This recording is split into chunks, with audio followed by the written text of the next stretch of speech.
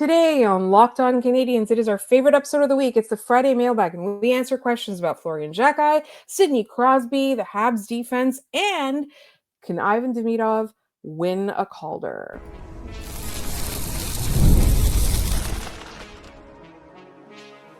You are Locked On Canadiens, your daily podcast on the Montreal Canadiens. Part of the Locked On Podcast Network, your team every day.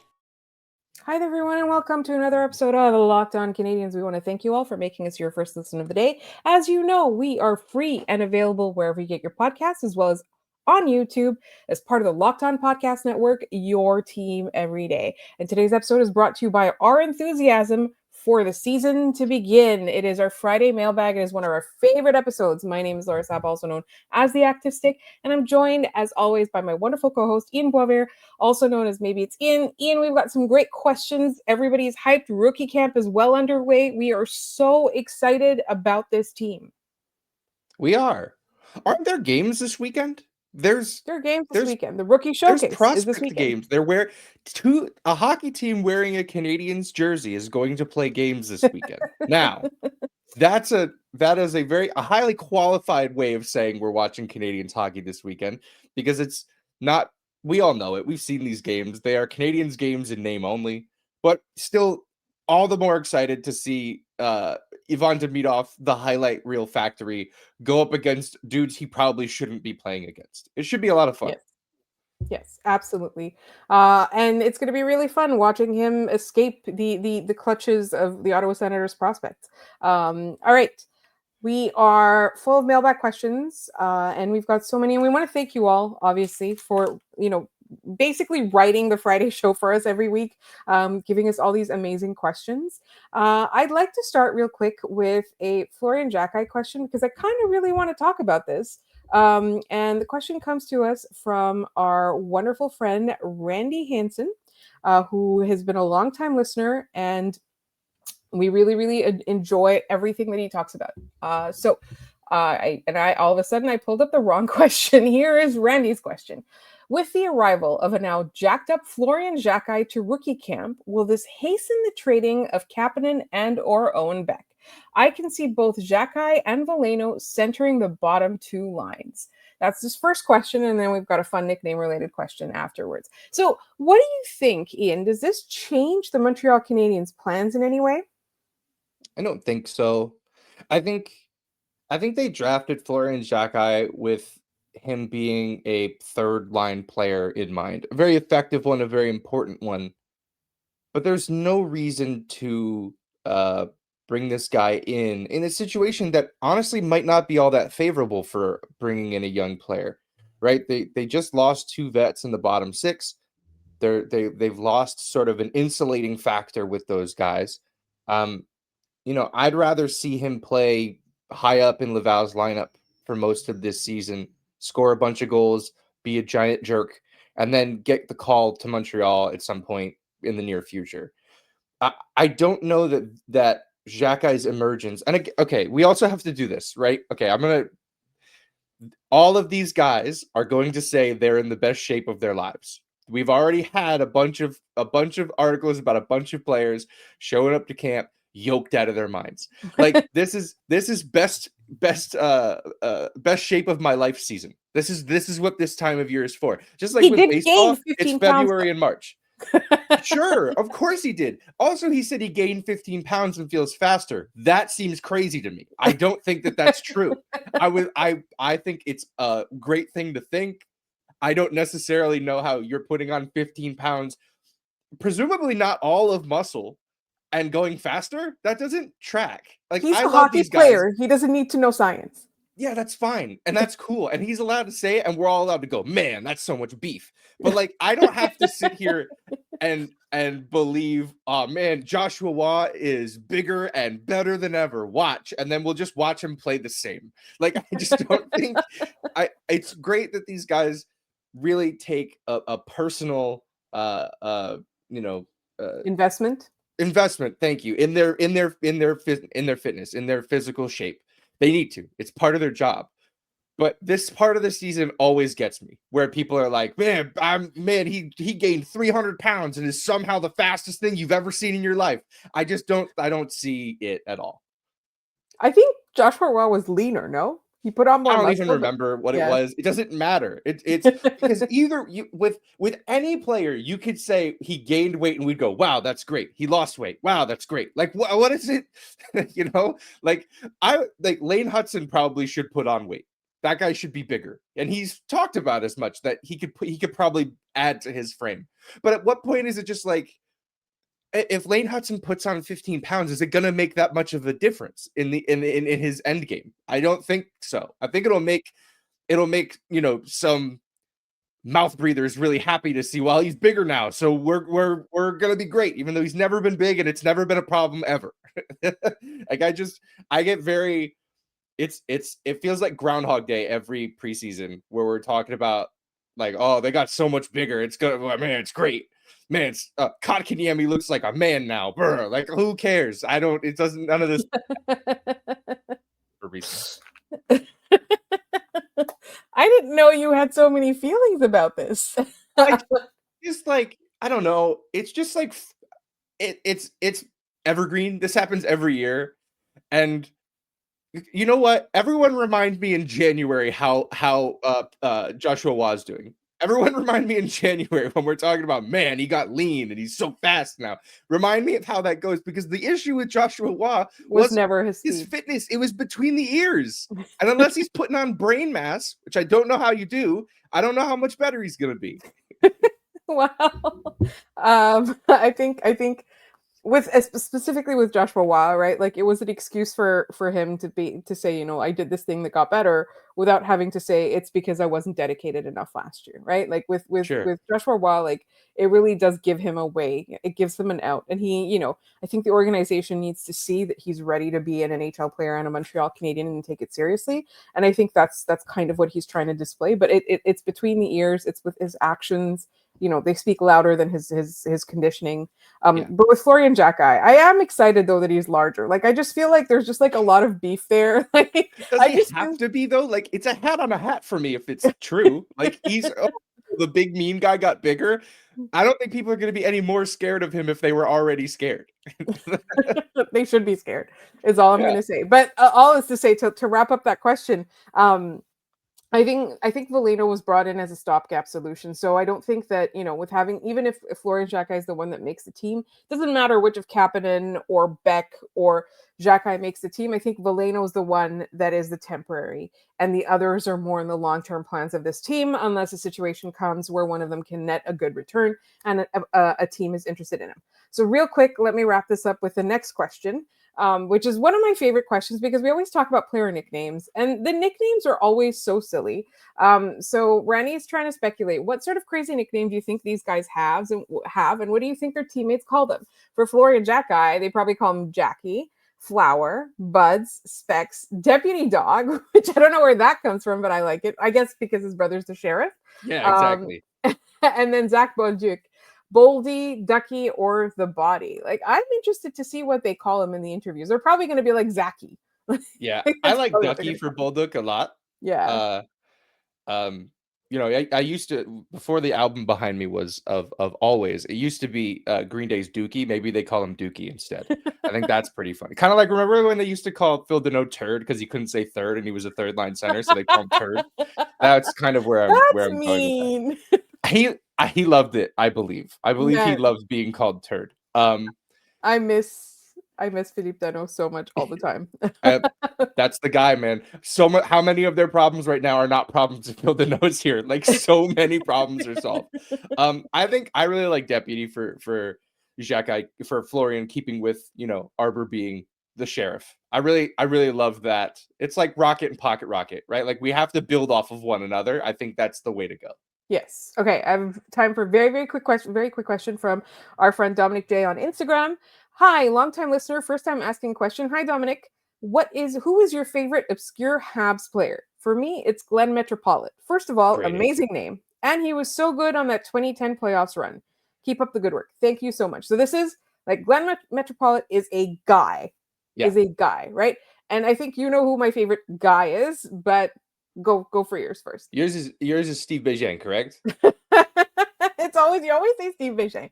It is Douglas Murray. It is like I hated him when he was here, and I love him now. Yeah, Douglas Murray's a good one. Mine's Petteri Nokalainen. Oh yes. I don't know why, but like, on social media where they're like, some account will post the logo. It's like, name up the first player that comes to mind when you see this logo. I always write Petteri Nokalainen for any of those.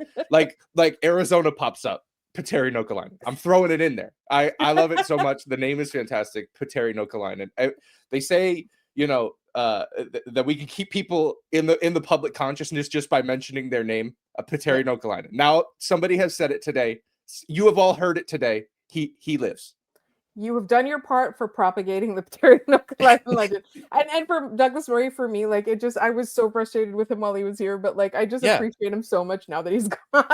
Yeah, he was a square hockey player. Like, that's fantastic. Like literally, he was the most Roblox looking Minecraft person that's ever played hockey. I very much appreciate how his jersey almost never seemed to fit him correctly. Very, very large man. Also very intellectual, apparently. Yeah, smart guy. School. Yes. All right. We've got plenty more questions coming up and a little bit more about Sidney Crosby in just a moment.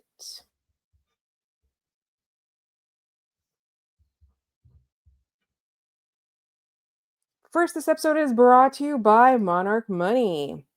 Most people can't name all their financial accounts or even what they're worth, whether it's 401ks, properties, or investments. And when you don't have the full picture, you can end up leaving money on the table. That's why there's Monarch Money. It is an all-in-one personal finance tool that brings your entire financial life together in one clean, easy-to-use interface on your laptop or on your phone. Monarch is built for people with busy lives, just like you and me. If you've put off organizing your finances, Monarch is for you.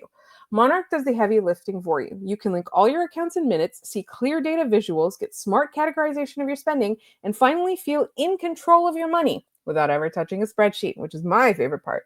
And one thing that I did notice when I did start using Monarch is that there was so much incidental spending that I had every day that was adding up to a lot of money that was not in my savings and was just, it was as if I was setting money on fire. So thanks to Monarch, I'm able to categorize my spending and see really where my money is going and be able to build my savings in the hopes of eventually building wealth. And Monarch Money will be with me every step of the way. And for you, don't let financial opportunities slip through the cracks. Use code LOCKEDONNHL at monarchmoney.com in your browser for half off your first year.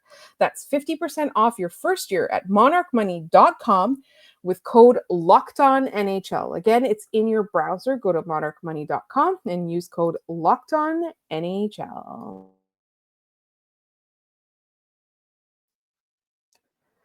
All right, it is time for more mailbag questions. Ian, do you want to pull some up? Yeah, let's hit this one from user Super F on YouTube. Question: yeah, we need a second line center, but we also need a big, brutal defenseman with experience. Xhekaj is fine, but still green. Who should we get? Maybe Jamie Alexiak. I don't disagree with the premise that getting someone to play the Savard role, sort of, maybe a little bit meaner, wouldn't be a bad idea, especially a bit faster. Someone you add at the deadline, right? Like, yeah. I don't hate that if the Canadiens are in contention. Yes. I don't know that Jamie Alexiak's it though. Like, he's great at what he does. To pay, he's making $4.6 million. He's on an expiring contract. That's going to cost an arm and a leg to bring in because Seattle's going to hold on to him and treat him as a rental at the deadline and make a killing. Like, think Ben Sherratt prices when you think of Jamie Alexiak players like that. I think someone will flip a first round pick for him, probably end up regretting it, and then he goes to the market and makes more money. He's only 32, so he can cash in one more time. Where are you at here on a big bruising defenseman to round out the Canadiens' top six? I also think that's something you acquire at the deadline because you've already got some guys that you need to make better, right? You need to figure out what you're doing with your bottom pairing. You need to figure out who's your extra defenseman that you don't need. You need to figure out what you're going to do with Mike Matheson, who wants to stay, but who doesn't seem to be in your plans, right? And you don't want to take away, like, if you're going to trade for a guy like that, you don't want to take away an element that makes the current Canadiens work, right? So you want to make sure that you do it in a very calculated way. But I don't disagree that in the playoffs, they're going to need someone big and mean. And I think, we've spent so much time talking about the second line center and the third line center. Like maybe over the course of the season, we can have a narrative about who's going to be the big guy that they bring in at the deadline. Yeah, I see it if the Canadiens are in contention. And if that's still a thing where they can't decide which is better in Xhekaj and Struble because they're both not particularly great, then that's probably a move that they end up making. Do we want to do our Crosby talk here now that Yes. we're right in the meat of our show? So we got a question from JD at Locked On Sharks asking us what it's going to be like to root for Montreal Canadiens Sidney Crosby. We think about it often. And then Boondoggle asks, as he often does, Crosby, question mark. Question mark.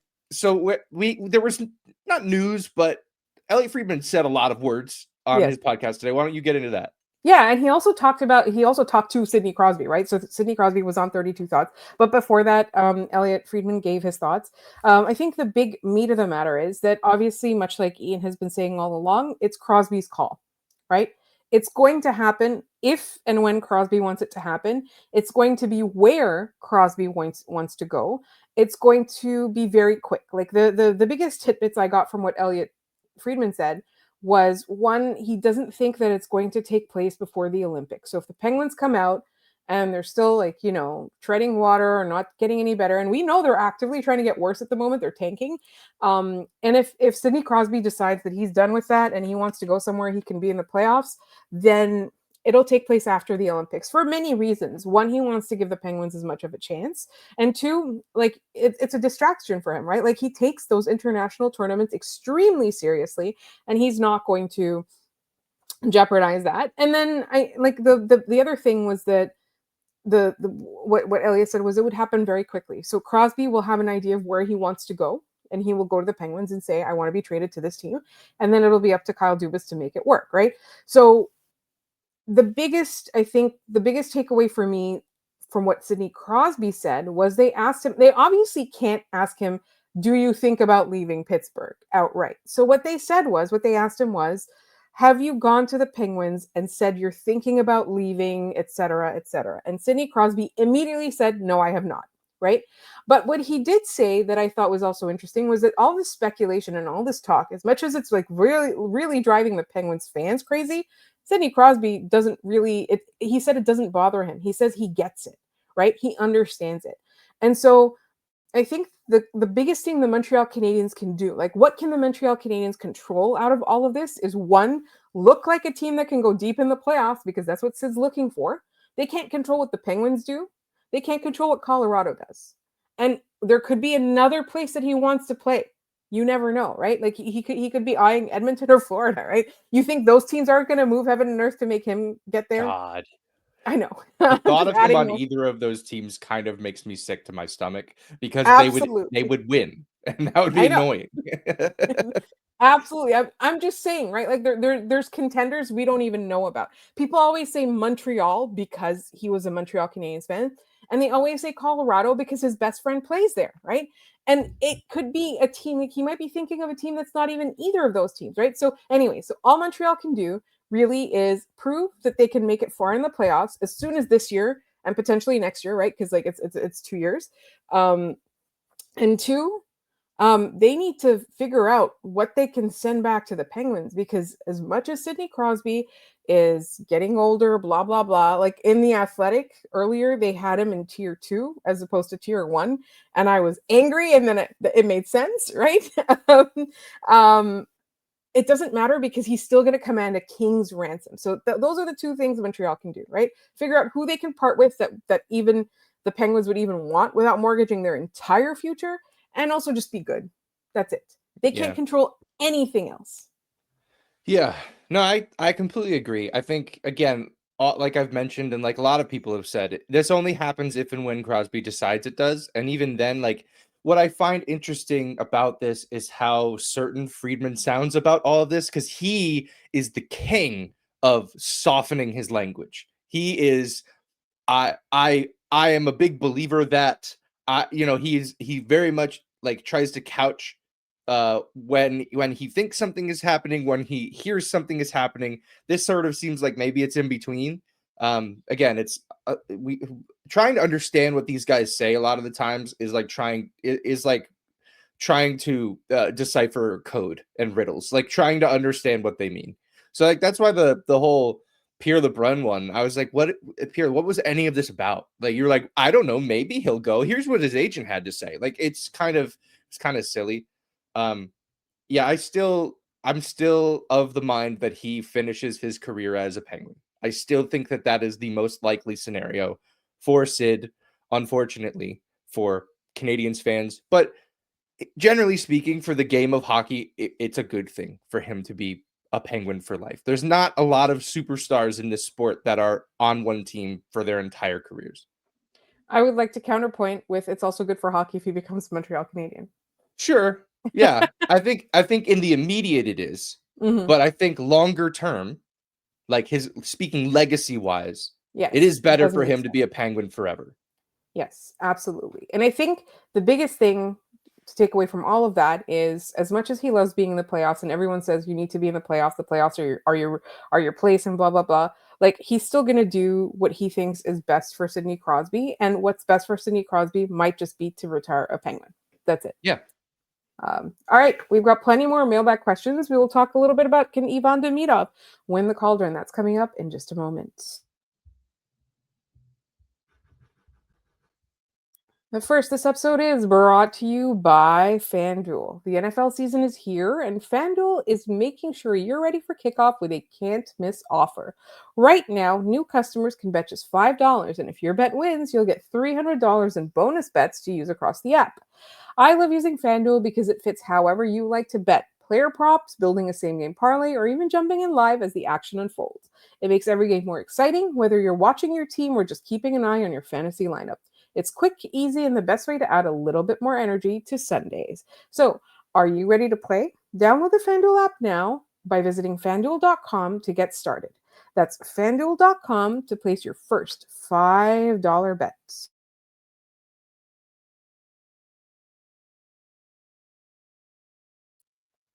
All right, we've got plenty more questions in the mailbag. I feel like I've missed a couple, Ian. Yeah. Let's Where we get at? going. Yes. Yeah, let's do this one from Charles.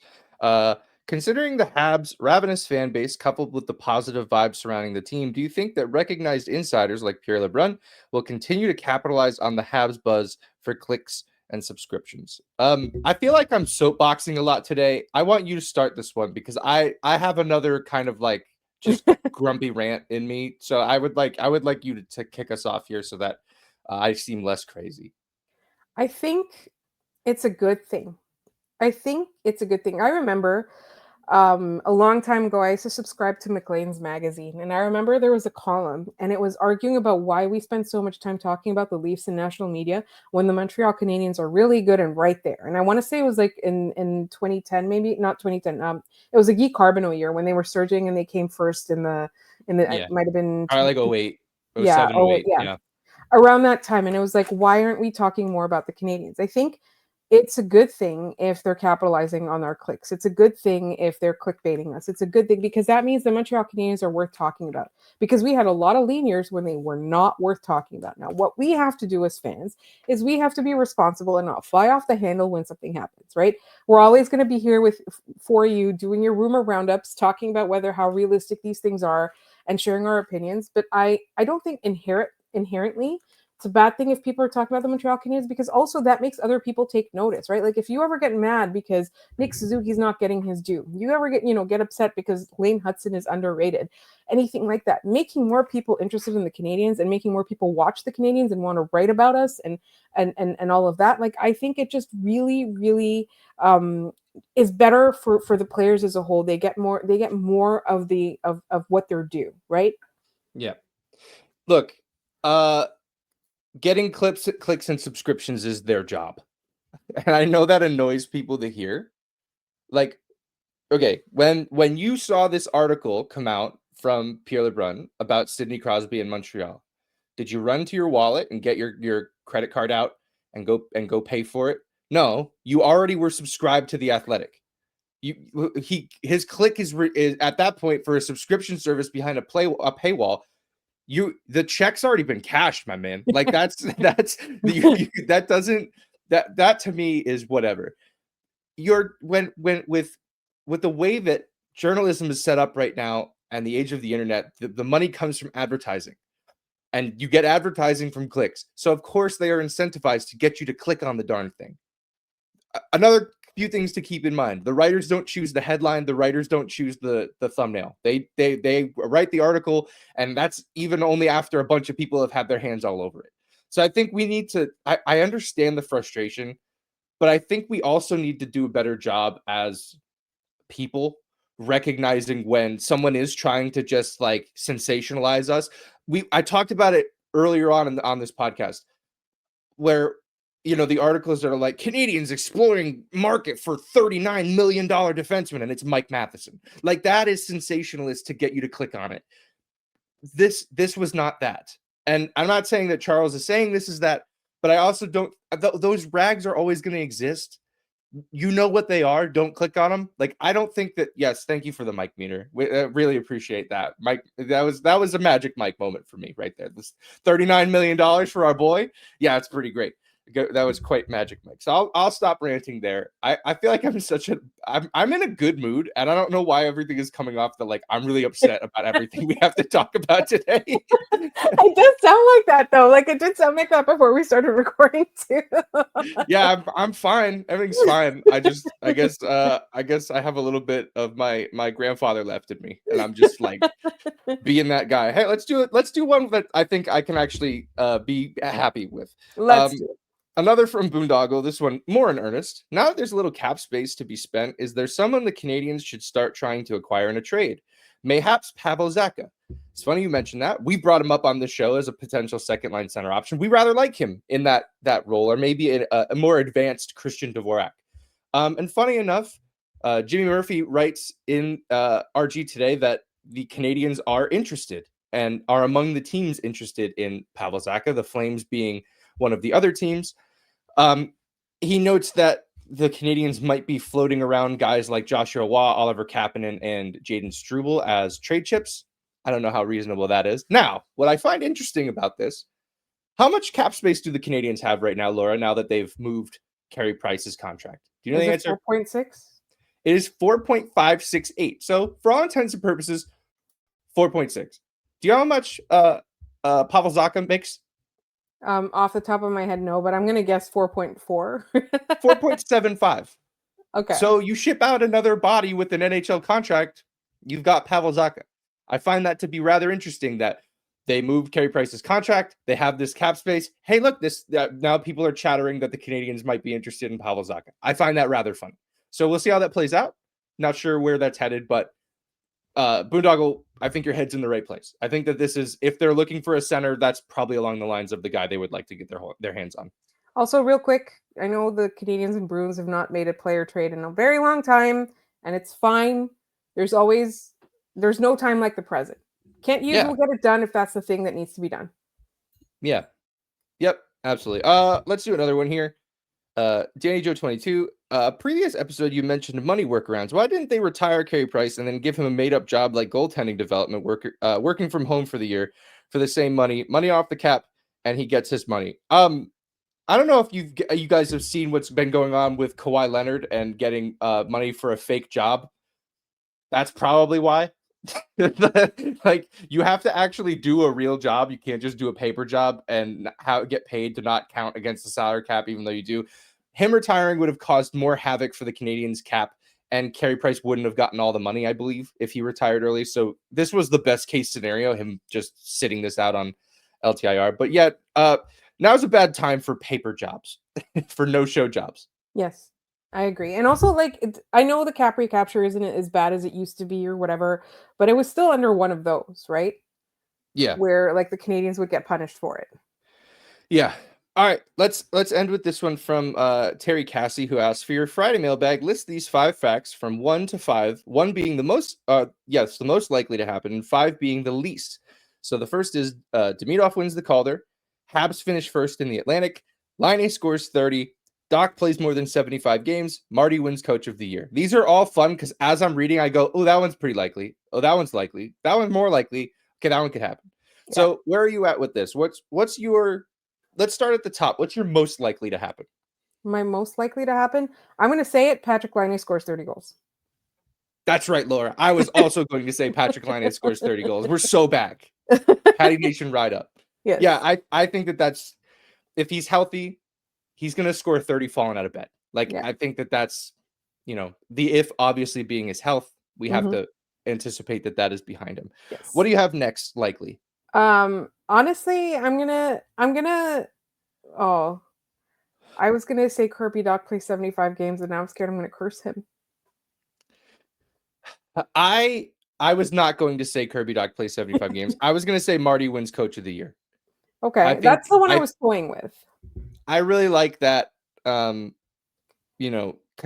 I feel comfortable enough with this team that it won't be the curse that usually winning the Jack Adams is, where it's, best roster, worst result.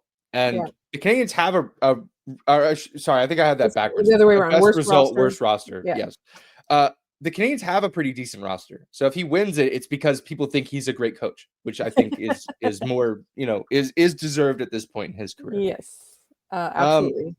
I've got Demidov winning the Calder next, likely. Same.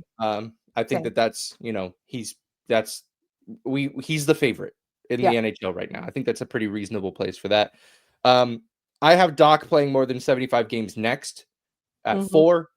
And then I have the Habs finishing first in the Atlantic as least likely. That division is just such a gauntlet, man. Like, I would love to see them at the end, having won that division, knowing that like that Leafs core tried forever and got it once. They won one Atlantic division and then one fake Canadian division. Yeah. Like that to me would be an incredible achievement for this team.